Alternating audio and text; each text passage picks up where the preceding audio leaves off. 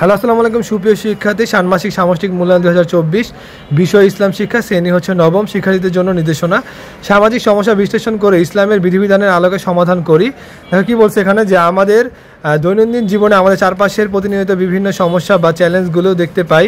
ইসলামের নির্দেশনা বিধিবিধান যথাযথভাবে চর্চা করলে এই ধরনের সমস্যার সমাধান করা সম্ভব। তুমি যে এলাকায় বা অঞ্চলে বসবাস করো সে এলাকার বিভিন্ন সামাজিক সমস্যা সমাধানে ইসলামের বিধিবিধানগুলো বিশ্লেষণ করবে। কাজ একে দেখো কি বলছে এখানে, সমস্যা ও চ্যালেঞ্জ অনুসন্ধান। তুমি যে এলাকায় বা অঞ্চলে বসবাস করো সে এলাকার বিভিন্ন সমস্যা বা চ্যালেঞ্জগুলো সামাজিক সমস্যা তালিকা করো। তারপর দেখো 2 নম্বর কি লিখবা, এরপর তোমার একজন সহপাঠীর কাছ থেকে জেনে নাও সে কি সমস্যা বা চ্যালেঞ্জ খুঁজে পেল।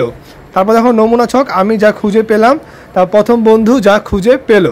তারপর দেখো কাজ 2 আছে, সমাধানযোগ্য সমস্যা নির্বাচন ও পরিকল্পনা প্রণয়ন। কাজ 2 এর মধ্যে লিখবা হচ্ছে তোমার এলাকার বিভিন্ন সামাজিক সমস্যা খুঁজে পেয়েছে। এবার 4 জন সহপাঠী আলোচনা করে কাজ 1 এর তালিকা হতে একটি সমস্যা নির্বাচন করে যে সমস্যাটি সমাধান করা তোমাদের পক্ষে সম্ভব হবে। সমস্যা নির্বাচনের পক্ষে এককভাবে তোমার যুক্তি তুলে ধরো। নমুনা ছক, সামাজিক গুরুত্ব আর এটা হচ্ছে ধর্মীয় গুরুত্ব।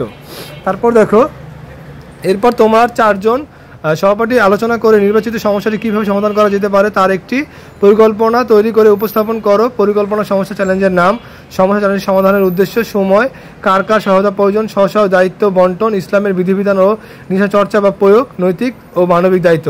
তবে দেখো কাজ 3 বছর প্রতিবেদন লেখো। তোমার বিদ্যালয় বা এলাকার একটি ইতিবাচক উদ্যোগ চিহ্নিত করো। ইসলামের নির্দেশনা, বিধিবিধান ও রীতিনীতির ইত্যাদির আলোকে ইতিবাচক উদ্যোগটির স্বরূপ, উদ্যোগের গ্রহণের কারণ ও ফলাফল বিশ্লেষণ করে একটি প্রতিবেদন লেখো।